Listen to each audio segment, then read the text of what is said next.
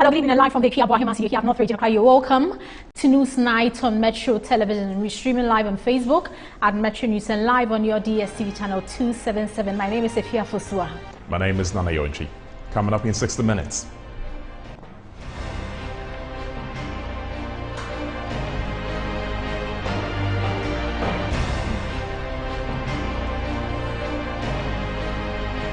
Parliament has approved $28 million loan agreement facility between the government of Ghana and the National Investment Bank for the purchase of 275 vehicles for members of the 8th Parliament.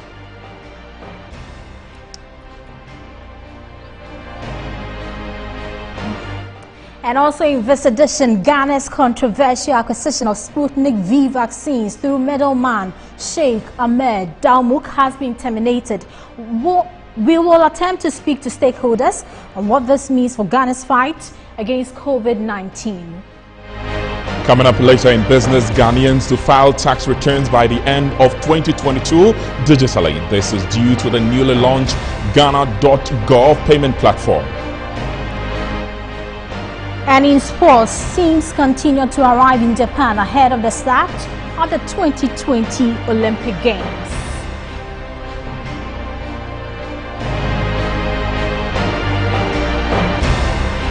And later on in the foreign front, at least 46 people have died due to severe flooding in Western Europe caused by what experts describe as the heaviest rainfall in a century. Details of these and many more coming up shortly.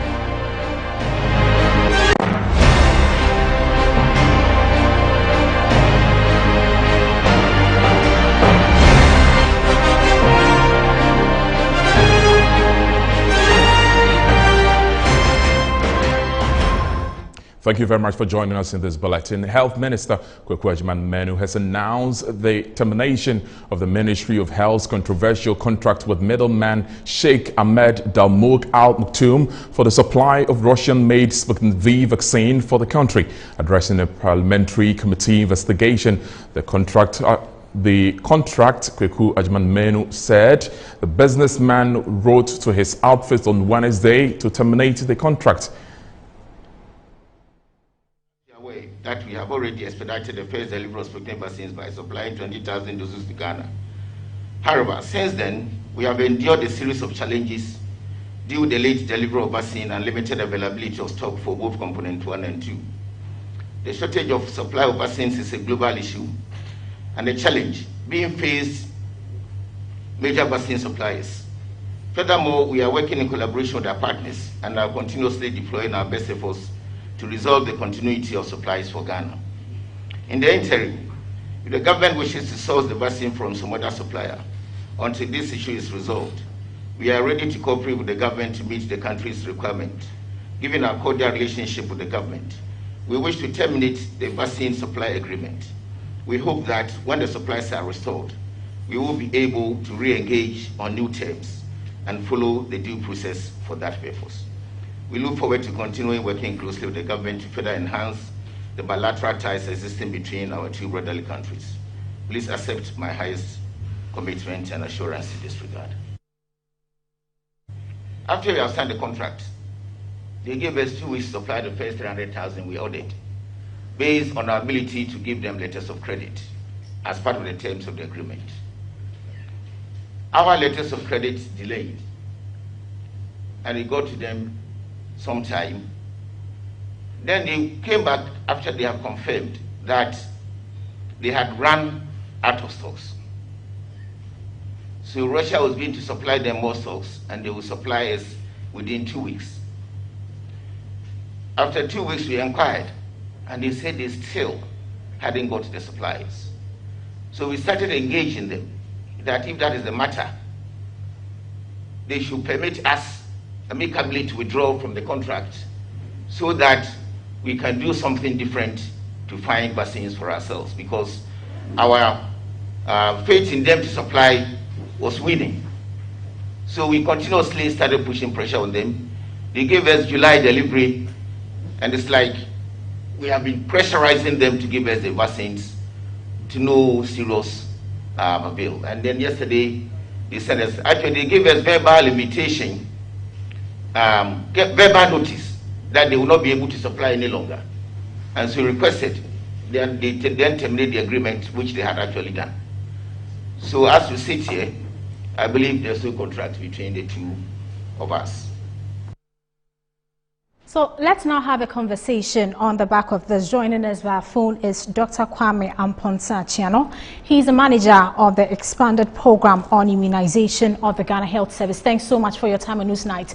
Now, on the back of the cancellation of that deal to secure some Sputnik-V vaccines, what does it mean for our vaccination efforts against COVID-19 as a country?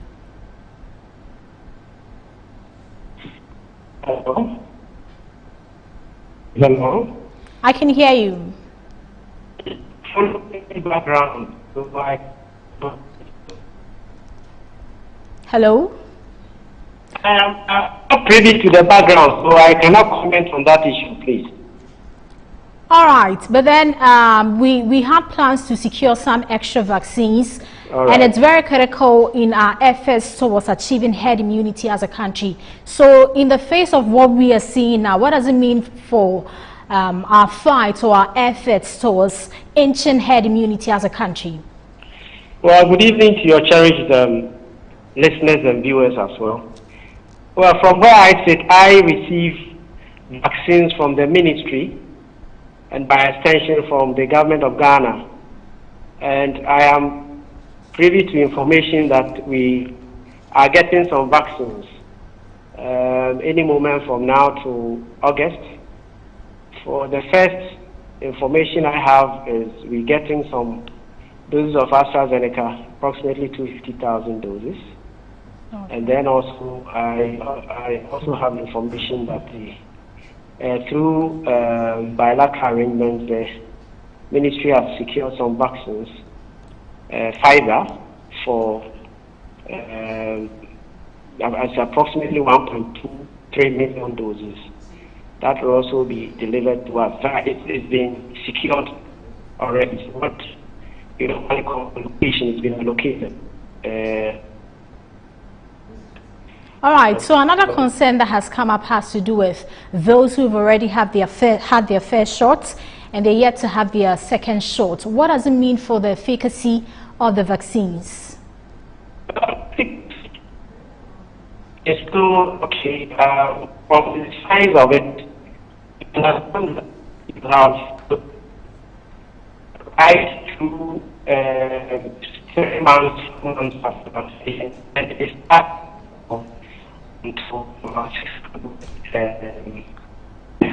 Hello, Dr. Achiano, please. We are having a breakage. If you can please reposition yourself so we can have a better conversation, please. Well, I have full bar, so I don't know whether there's a problem. It's better now. Your end. It's better now.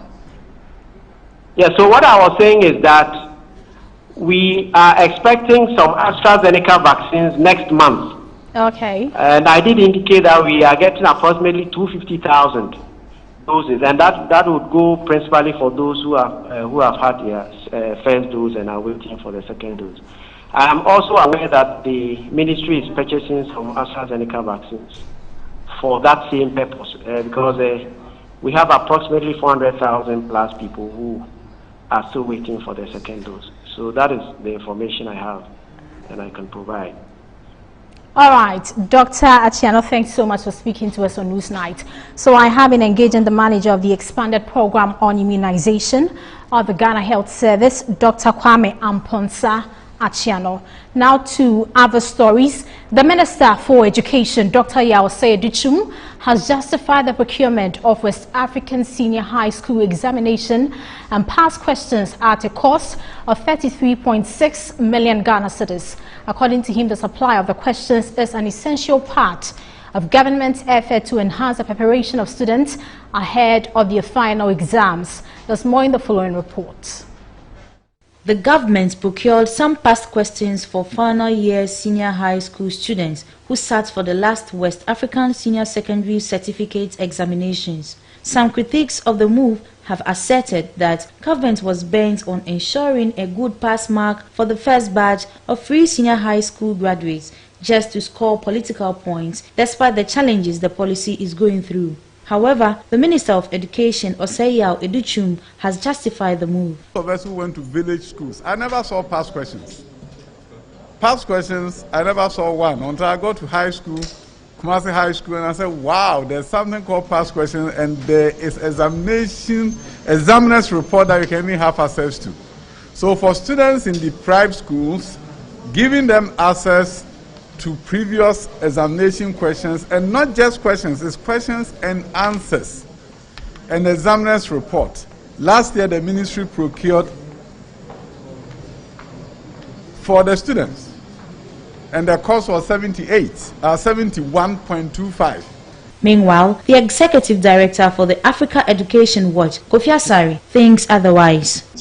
Indeed, whatever the child needs to prepare them adequately for examination, I am fully in support of government providing same once government can afford it. But my challenge is this: how sustainable is it to be buying 35 million worth of past questions every year for Ghanaian students, when some of the students at the basic school level are sitting on the bare floor, lying on their bellies, and writing on the floor?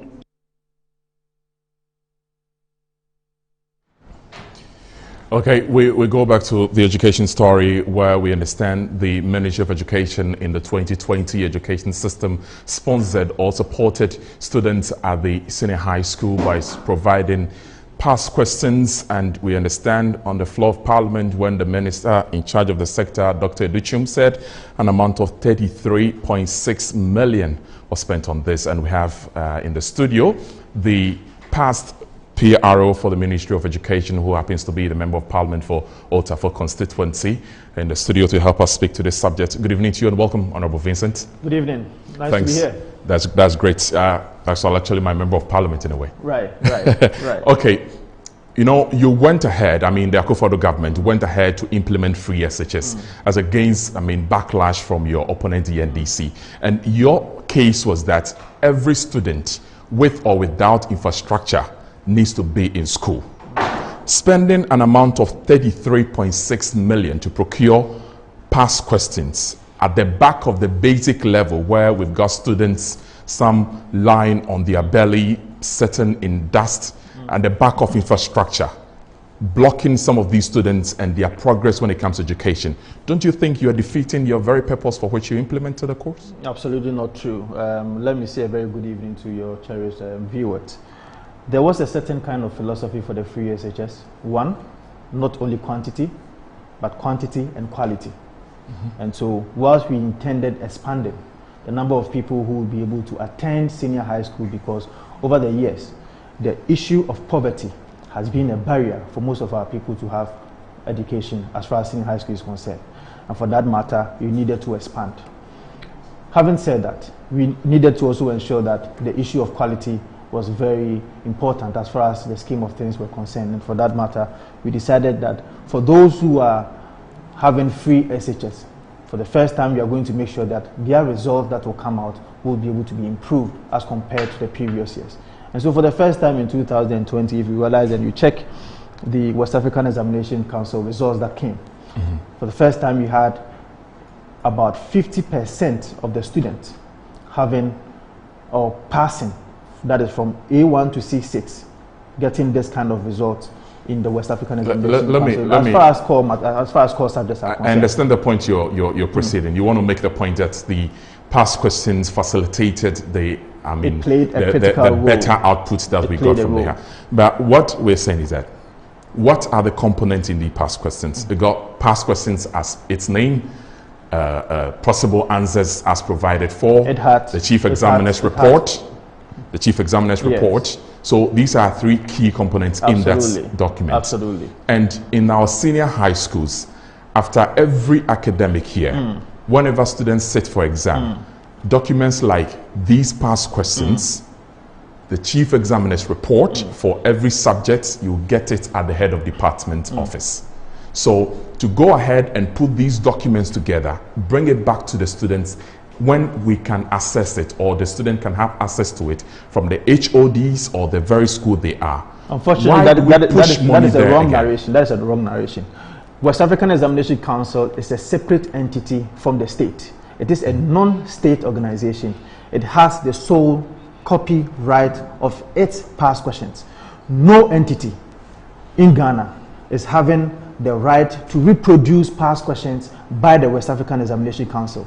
And so it is only Kingdom Books, as we speak, the current Ghana that we are talking about, is the only entity or is the only organization with the right or responsibility to be able to reproduce past questions for West African Examination Council. That is why it had a sole sourcing procurement processes.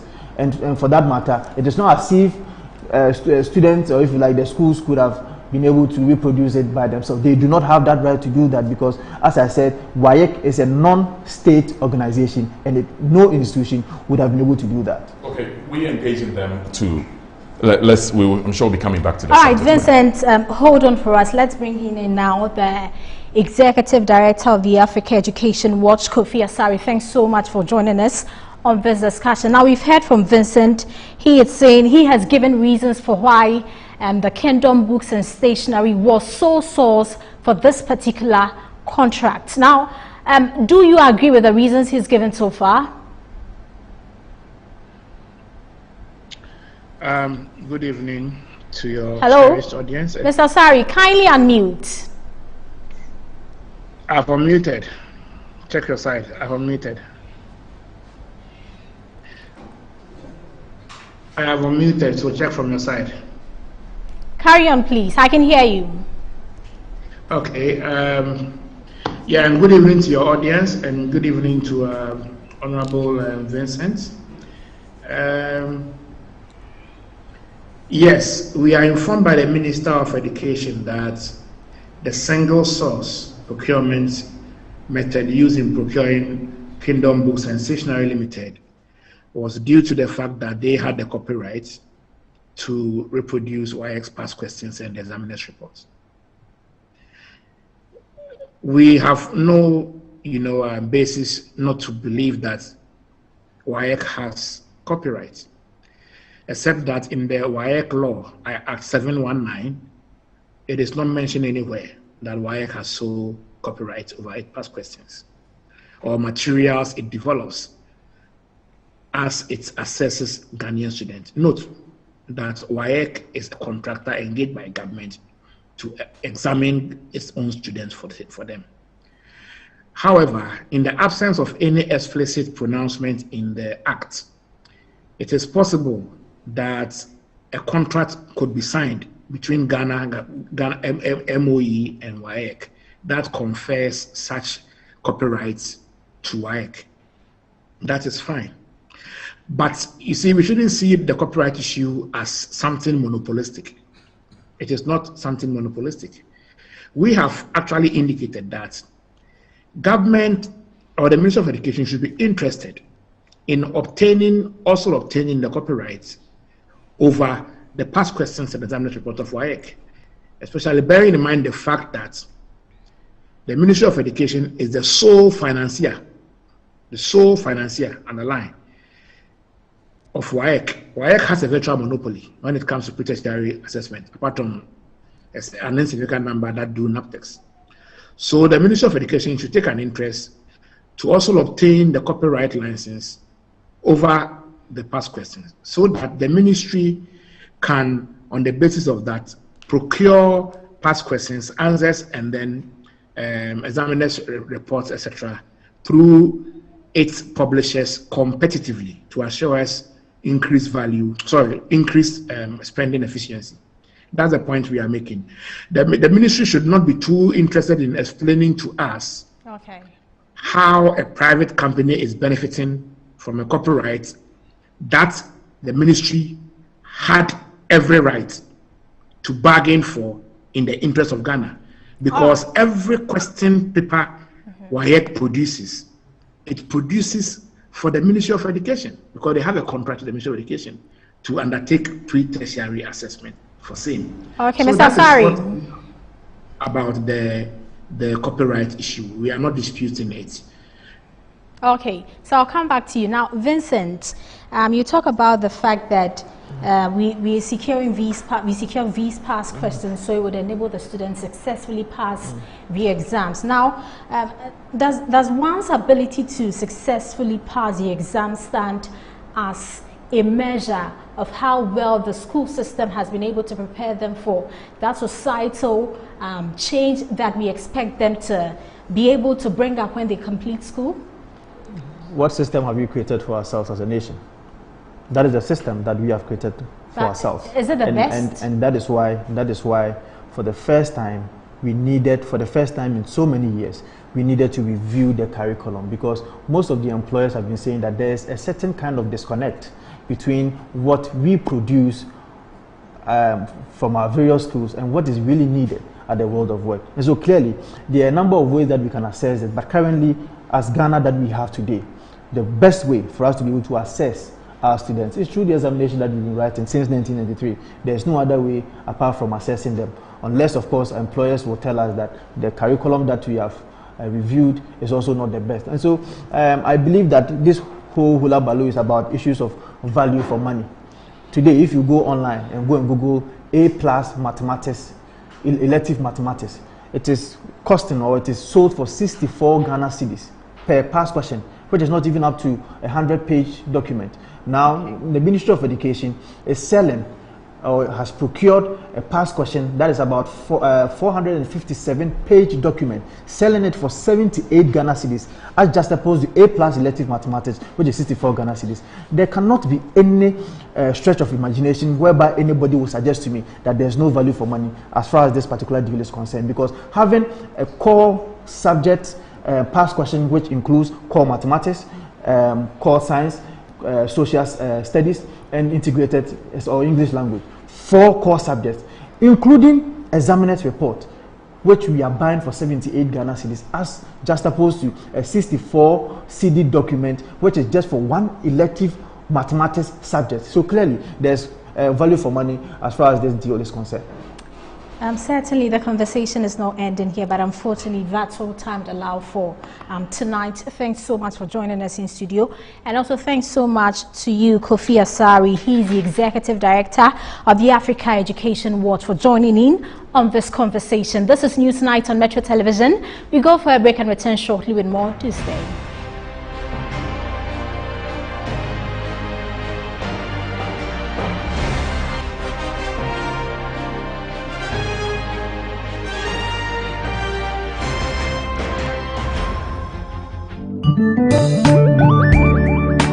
In Ghana and in Africa, there is only one place to look to get that luxurious design and decor for your offices and homes. Visit Jamila Home. We give you the climax of luxury wherever you find yourself. Presidential and executive office furniture, living room sets, dining sets, stunning mirrors, adorable wallpapers, lovely king and queen size beds, valuable antiques and antique goods, beautiful chandeliers, and more. Into the bargain, we provide caring customer service, prompt delivery service, skilled and artistic full house design and decor services, and free decor ideas for your space. Our products and service is unparalleled, boasting of top-tier clients all over the globe. Jamila Home, home of first-class quality furniture, beautiful chandeliers, and antiques. The search for a reliable partner in dealing with your U-turn bus needs has been made easier and convenient with SA Automobile. SA Automobile, formerly U-turn Ghana Limited, has been in the business of offering quality U-turn products and services at competitive rates.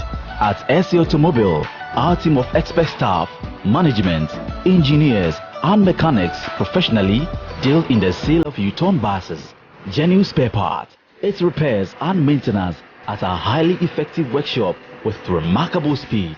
We also have available the sale of Camel car batteries, Weichai and Kia spare parts, Zonton coaches and light duty vehicles for everyday movement.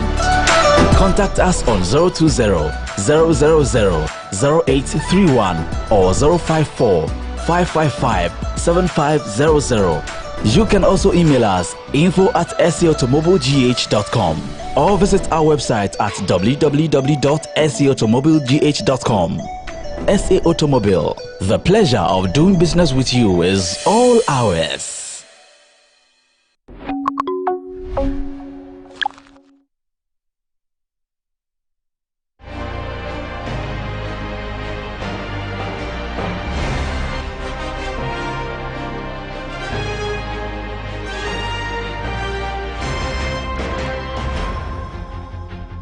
You're welcome back to the news here on Metro Television. Remember, we are live on DSTV channel 277, live on Facebook and YouTube, and I handle Metro TV Ghana. To the next story, Parliament is approving an amount of $28 million loan agreement facility between the government of Ghana, acting through the Ministry of Finance and the National Investment Bank, for the purchase of 275 vehicles for members of the 8th Parliament. Members in the contributing to the motion blame the media for providing avenue for others to misinform and incite members of the general public against the entitlement accorded them under the Article 71 of the 1992 Constitution.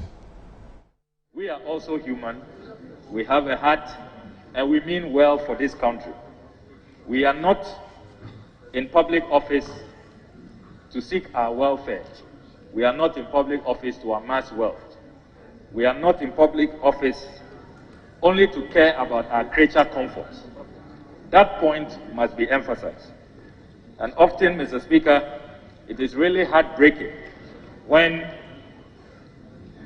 the impression is created as though the 275 members of Parliament of this House are here just for ourselves. We are not here for ourselves, we are here for the people of Ghana.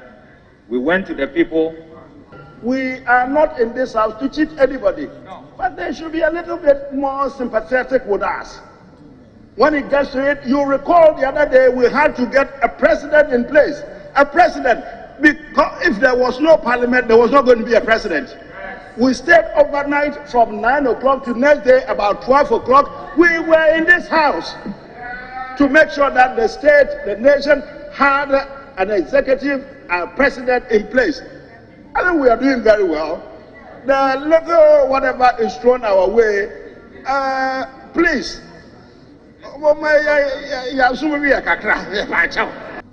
Mr. Speaker, Article 71 office holders, some of them retire on their salaries.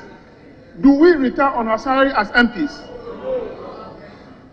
Why can't the public say we should also retire on our salaries? So let us make our position known. It's good that we are debating this motion so that the public will know what is actually the benefit that MPs are supposed to get, yet they are not getting it. I'm reminding colleagues that we are all in this together.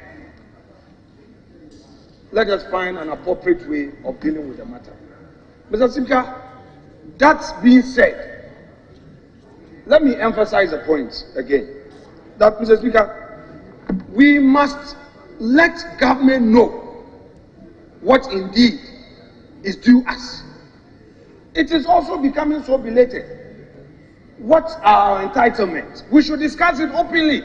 All this going on, I think they are initiated by you, the media, bringing this to the fore, and people will be discussing it to such an extent that members of parliament are next to nothing.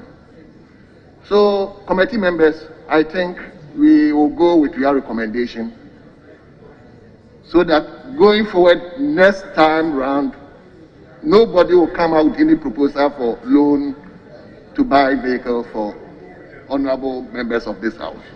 Honorable members, the ayes have it. The motion is adopted. Away from that, the founder of Zongo Democrats, Sheikh Hussein Zakaria, has called on the security to desist from marginalizing Muslims in the provision of security and the delivery of justice in the country, accusing the security of being responsible for the EJURA killings.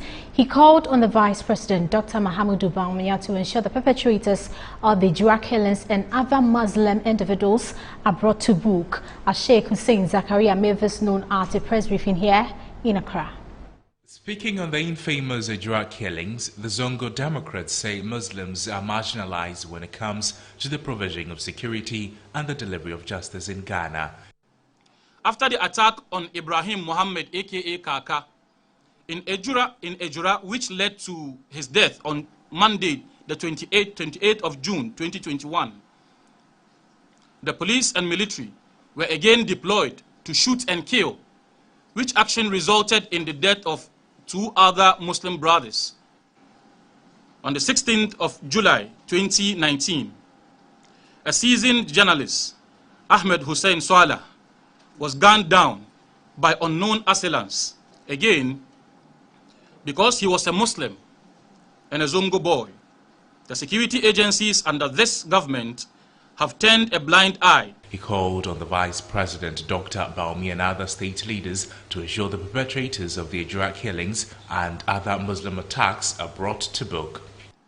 We also call on civil society groups, the National Peace Council, the minority and majority sides, as well as the Muslim caucus in Parliament, the clergy and the office of the National Chief Imam, to advise the state security agencies to desist from the act of religious and ethnic discrimination in the provision of security to the people of Ghana. We finally wish to call on His Excellency Alhaji Mahmudu Bawumia as the Muslim representative in the High Office of the President and the Chairman of the Police Service Council to call out the actions of the security agencies, prosecute the perpetrators, and demonstrate to his government that, indeed, Muslims' lives matter. He advised the Muslim youth to desist from acts of violence. All the youth across the country, especially Zongo youth,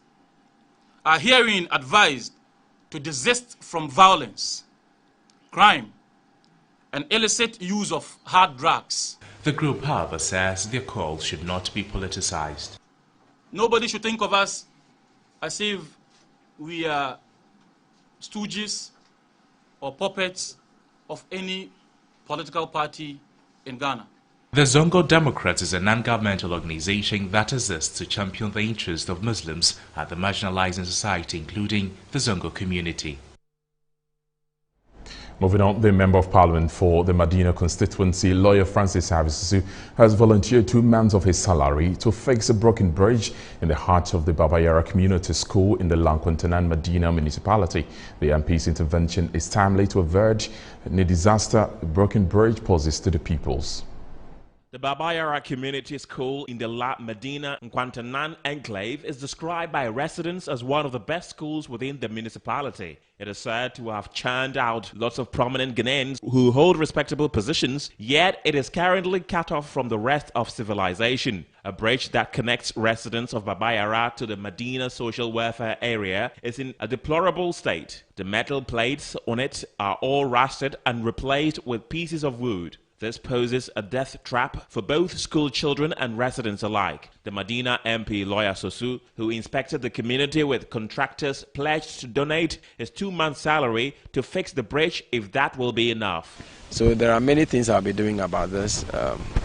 One is that I, as a matter of urgency, commit some part of my own salary to make sure that we get this fixed. I'll put together, I'm sure when I put together 2 months salary, I should be able to get people to work on this. Lawyer Sosu also expressed worry about the state of the school buildings, the primary in particular, and compound which gets flooded at the least downpour. He also shared plans towards reversing the trend of pupils attending to nature's call in the bush.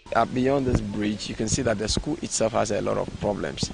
You can see the floor, the position of the school, and if you look at the current state of the school, clearly it's something I am worried about, and I'm hoping that before the end of the year we can commit some resources and talk to the PTA and other well-wishers so that we can change the look of the Bawumia school. Metro News will keep viewers posted on the state of the Bawumia Community School at Medina after these interventions. You're still watching NEWSNIGHT here on Metro Television. We're taking a short break. We'll be back with more.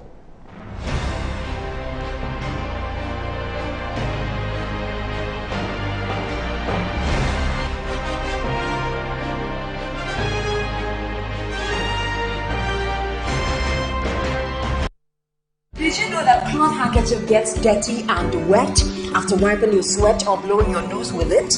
Keeping a dirty handkerchief in your pocket or bag is very unhygienic. Reusing it increases your chances of getting sick from germs. That is why I always use Flora disposable handkerchief. Flora disposable handkerchiefs is disposable, thus making it a more hygienic option. It's thick and very absorbent. With 10 tissues in a pack, Flora disposable handkerchief is better than a cloth handkerchief. Look out for Flora toilet roll, Flora multi-purpose paper towels, Flora table napkins, and Flora box tissues in a shop near you. For both purchases, call Delta Paper Mail on 0243 033 033. Obia pe says AC. Trese, it will gold-plated things. Ye the copper pipes pa pebi na ye. Gasia, enfo or how biam rodas anibia. Enegum. Enye dede. Tanso of 4-in-1 filter system. 80 from a free mubano. Eye kroje. AC, ye the horsepower neto. Hisense kase eye 2.5. Eye 2.5. Kululu pianim. Ye the abebiemo. Eye Hisense AC Super Promo. Date near 26 July. Akobim 8 August 2021. Upe Asia Efe. Na eche. Na chili. Na entry power. Eye Hisense AC. Comfort to yemi. 26 July. Akobim 8 August. Madam Hisense. Matiti Suse. Who? 5 years warranty. Eda Sutia. Hisense and Kwane Timiya Samao. Hisense. Everyday prices for everyday people.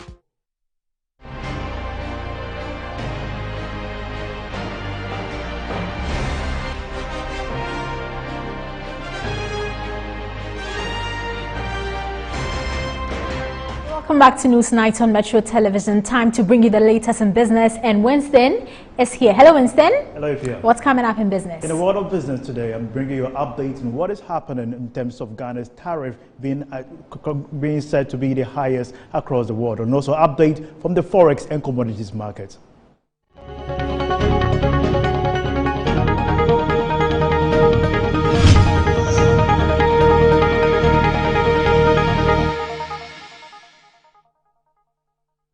And now to our first business story. Vice President Bawumia has called on the Ghana Revenue Authority to capitalize on the opportunities provided by the government's single payment online platform, the Ghana.gov, to increase the tax net. This is said will enable simple and accessible means of tax revenue collection and monitoring. So between basically independence and 2016, we had only 4% of the adult population with TIN numbers. But by just making the Ghana card number the TIN number, we've increased the number of percentage of the adult population with TIN numbers from 4% to 86% in just 4 years. And this is transformation that we are talking, 4% to 86%. So the issue now that will fall on the lap of GRAs, now how to leverage this database and make revenue out of it. And it's very, very important that as we want to expand the base, we need to have very simple ways of assessment and payment of taxes so that people can have on your mobile app 1, 2, 3 entries, you pay your taxes. I think if we make it very simple, we will be able to rope in a lot of people. And we should really have a requirement, maybe from next year, we'll talk to the Minister of Finance, that everybody, even if you are paying zero, should file. And now moving on, Director of Labor Research and Policy Institute of Trade Union Congress, Dr. Kwabena Nyaku Otu, has hinted that Ghana's electricity tariffs are among the highest in West Africa. According to him, this is the result of government's poor management of the public agreement. He made this known during a leadership seminar on negotiation of public agreement by the TUC. The press conference brought together various trade unions under the Trade Union Congress. Speaking at the event, General Secretary of the Public Utilities Workers Union, Michael Edumata Nyantechi, bemoaned how bad negotiations and management of agreements have affected public utility tariffs. We told them the problem with ECG is not just about the management. It's like as Dr. Nyako pointed out, there are certain costs which nobody is catering for, and it is always weighing down the company. No government is supposed to be paying for the excess capacity, but it is not paid. Subsidies are given to Lifeline and other users, which is supposed to be paid by government, but these were not being paid. So in terms of cash flow, the company was seriously suffering. For his part, Director of Labour Research and Policy Institute of the Trade Union Congress, Dr. Kwabena Nyako Otu, noted that factors like fear of disclosure and parallel negotiations have affected the proper management of the various sectors under the TUC. In fact, the current demand projections are that no additional power generation will be needed until about 2027. Okay. But in spite of this, the energy sector faces monumental challenges. So sometimes we are not sure whether Doomsday is back or it's not back. Most of the problems can be explained by failures in contract negotiations and management. Ghana currently has 32 known public contracts in the energy sector. We call the power purchase agreement. And I say known because it is possible that there are unknown ones. VRA and ECG have separate agreements in place, and some of these agreements were negotiated in parallel. So VRA didn't know what ECG was actually negotiating, but they were trying to solve the same problem. Okay, you wonder why they couldn't coordinate. The event was to raise awareness among trade union leaders on negotiating and managing good public agreement for the benefit of the citizenry. Shadrach Odame Ejari, Metro News, Accra. And now on the interbank board today, the cedi is trading against the dollar at a mid-rate of 5 cedis 78 pesos. It traded value against the euro, selling at 6 cedis 84 pesos compared to yesterday's price. Let's bring you update from the forex and commodities market.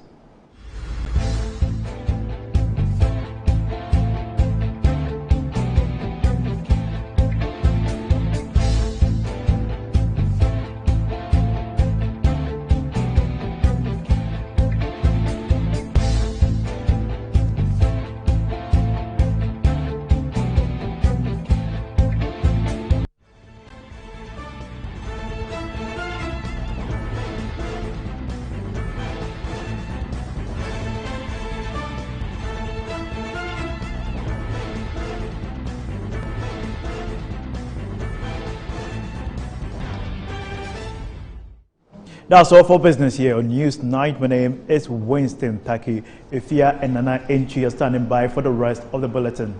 Thanks for bringing us business update, Winston. We go for a break and return shortly with the latest in sports with Phil John Corti. Do stay.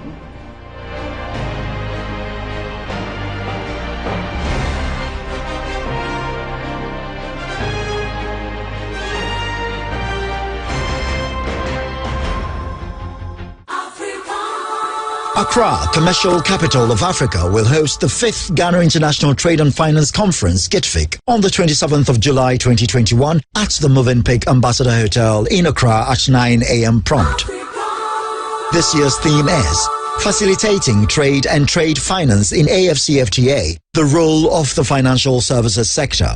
The event will host continental dignitaries including AU Commissioner for Trade, Industry and Mining, the Governor of the Central Bank of Ghana, the Governor of the Central Bank of Francophone West Africa, the Governor of the Central Bank of Francophone Central Africa, Director General of WAMI, ECOWAS Bank for Investment and Development, the African Development Bank, Ghana's Commissioner for Insurance, and several others within the trade and finance space of Africa's economies. The 5th International Conference will be opened by His Excellency Dr. Mahamadou Bawumia, Vice President of the Republic of Ghana, and moderated by Mr. Prince Moses, General Manager, Asasi Radio. Critical and urgent continental issues on the Pan-African payment and settlement system within the AFCFTA and others will be discussed with apt solutions to influence regional and continental policies. Proudly sponsored by the Bank of Africa, the Bank of Ghana, GIZ Support Project for the AFCFTA, and Asasi Radio. Visit www.gitfic.com to learn more and stay tuned in to Asasi Radio for more updates.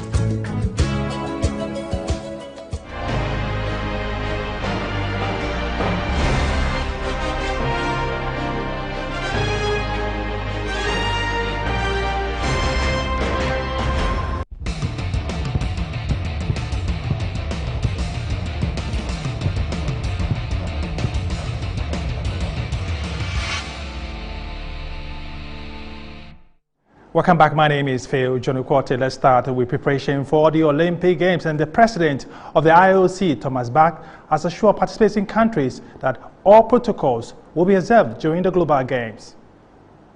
The International Olympic Committee President, Thomas Bach, made the comment at a meeting with Tokyo Governor Yuriko Koike and Tokyo 2020 President Seiko Hashimoto. Number of cases have emerged among visiting athletes and people involved with the Games. Bach said athletes and delegations have undergone more than 8,000 coronavirus tests, resulting in 3 positive cases, which have since been placed in isolation. Postponed last year due to the pandemic, the Games have little public support in Japan amid fears about the spread of the virus. So the risk for the other residents of the Olympic Village and the risk for the Japanese people is 0. Because of all these measures, unfortunately, the Olympic community and the Japanese community have to live separately. They will be wearing masks and they will not hang the medal around the neck of the athlete. They will present the medal on a tray to the athlete, so to avoid any kind of risk of infection. Tokyo entered its 4th state of emergency earlier this week amid a rebound in COVID-19 cases that pushed the game organizers to ban spectators from nearly all venues. We're still talking about the Olympic Games. Team United States have arrived in Tokyo ahead of the commencement of the Global Games. American athletes, including star Simone Biles, arrived at Tokyo's Narita Airport on Thursday, July 15, 8 days before the start of the Tokyo 2020 Games. All overseas athletes are required to take 2 COVID-19 tests during the 4-day period before their departure to the host city and another test upon arrival at the airport in Japan. They will get tested daily and undergo a 3-day quarantine. Athletes in the Olympic Village will not be allowed to leave the complex and will be required to wear masks everywhere, including in the gym. Meanwhile, the U.S. Olympic women's soccer team have been training in Miyazaki City ahead of the Games, and the team's 3-time Olympian Alex Morgan said they were lucky to be able to train in Japan before the Games. Great to be able to do like pre-camp like this and to be able to be somewhere in Japan, but not like in Tokyo, kind of doing our own thing. Obviously, we can't really even go like outside the hotel, so lots of team bonding, and it's just great. Yeah, we're lucky to be able to do this. A lot of teams like haven't even arrived yet, so we've been able to be together like a lot This year's Games will be a lot more muted, with live spectators barred from watching any event in Tokyo after the city entered its 4th state of emergency earlier this week. Yeah, honestly, we're gonna have to rally each other, and like you're gonna hear the players on the bench, you're gonna hear like each other so much more clearly, the Blacko and like the staff on the bench. So it'll be really different, but we have to like we have to like be able to imitate like fans around us and kind of like that sort of energy. We have to feed off each other because we're not going to get that from any outside like audience or anything like that. The Olympics will kick off on July 23 and end on August 8. Well, just before we wrap up the sports segment of the news, let's focus with the Ghana League Clubs Association, because their president, Kuji Fianu, has announced that a football competition in honor of the First Lady of the country will be played in September. The First Ladies Cup that will be played on the 5th of September. And winning the, is it Zone A or Zone B? Winning the Southern Zone, they are the candidates to compete with the Northern Zone to play the First Ladies Cup on the 5th of September. We have a cup that we play every year for the president, and it's played by the men. So now that we have the women as part of GALCA, they also be playing the First Ladies Cup, and that is going to be on the 5th. Originally, we should have played on the International Mother's Day, but they were neck deep in the league. We didn't want to schedule their program. So this year, we'll play on the 5th. The First Lady will be there. Will be present there to ensure that the program ends well. Then subsequently, we'll be playing on the First Ladies Cup every Mother's Day. That will be playing that. So they happen to be, they have qualified to play in that competition. So we'll be working with them till now, till September 5th and beyond. Well, that's it for sports. My name is Phil Jonkwote. Desmond is standing by for the latest in showbiz. Desi? Hello, Phil. It's time to bring to you the latest happenings in the world of showbiz. The details coming up after this.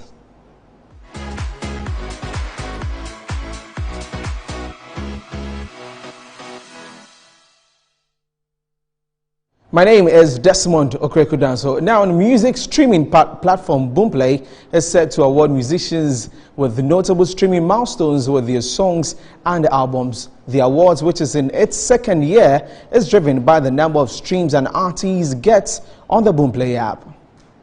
Statement to the media, the Ghana country manager of Boomplay, Elizabeth Intiamo Kwashi, said that with digital music revolution reshaping the global music industry, streaming is fast becoming the industry's biggest source of revenue for artists and record labels. Boomplay, being the leading and largest digital streaming platform of the African music industry, makes us a strategic partner of the African artist and a crucial player of the industry. As such, an initiative to acknowledge and award artists for milestone streams is to make a case for streaming to become a vital focus of the music industry in Ghana. It is also to highlight the hard work our artists are putting into their careers digitally and the contributions of supporting stakeholders including management teams, fans, media and industry players like Boomplay. She added that these plaques to be awarded to artists are based on credible data of Ghanaian music consumers that can afford artist statistics and analytics to measure their reach, growth and digital value. Last year's edition saw the likes of Kelvin Boy, Stone Boy, King Promise, Kwesi Arthur and others win from the awards. All right, so moving to the UK, where members of parliament there are calling for a complete reset of the music streaming market. The move, they say, is geared towards a fair share of UK record labels' earnings from streaming among musicians. A cross-party UK parliamentary inquiry into the economics of music streaming was held, in which a series of UK politicians took turns to question and critique the market's major record labels. Off the back of that inquiry, a report has now been published that pulls together the committee's findings and makes some groundbreaking recommendations for the government. In a report, they said royalties should be split 50-50 instead of the current rate, where artists receive about 16%. Julian Knight, MP, who chairs Parliament's Digital, Culture, Media and Sports Committee, said, while streaming has brought significant profits to the recorded music industry, the talent behind it, performers, songwriters and composers are losing out. Only a complete reset of streaming that enshrines in law their rights to a fair share of the earnings will do.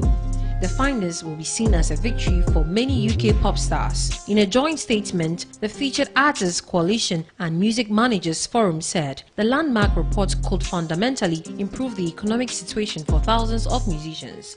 This is a once-in-a-lifetime moment to reset our business along fairer and more equitable lines. It is not an opportunity to...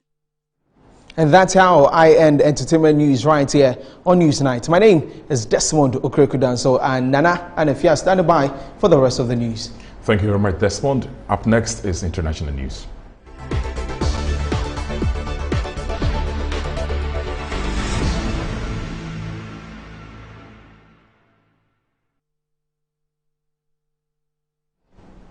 At least 46 people have died due to severe flooding in Western Europe, caused by what experts describe as the heaviest rainfall in this century. Up to 70 people are missing in Germany after flash floods swept across the western and southern parts of the country, causing buildings to collapse, police said on Thursday. Germany's worst hit and 40 people killed, while 6 people died in Belgium. Luxembourg and Netherlands are also affected.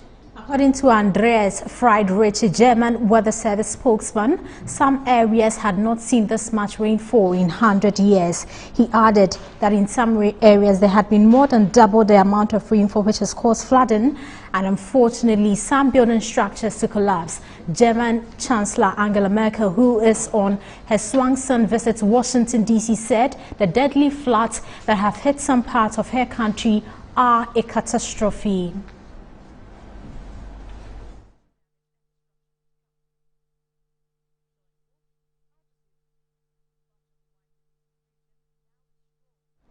That's all for now here on Newsnight. We came to you from our studios here at Dr. Issa Street at Northridge in Accra. My name is Nana Yoenchi. And I am Efia Fusa. Thanks so much for watching.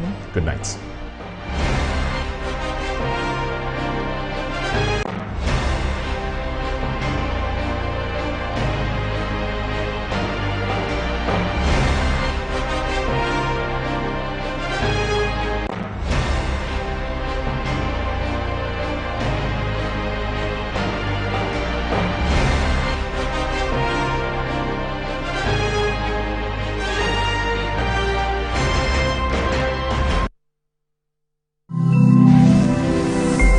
Metro TV, insightful and inspiring moments. Bringing you Africa's creme de la creme's classiest hangouts, award shows, end-of-year parties, wedding, graduations, birthdays, fashion or corporate events. Metro Social has got you covered. We present Pizzazz with Je ne sais quoi. Give us a call and we will be there. Whilst at that, join us on Metro Social every Friday at 9:30 p.m. and a repeat on Saturdays and Sundays at 8:30 p.m. on Metro TV.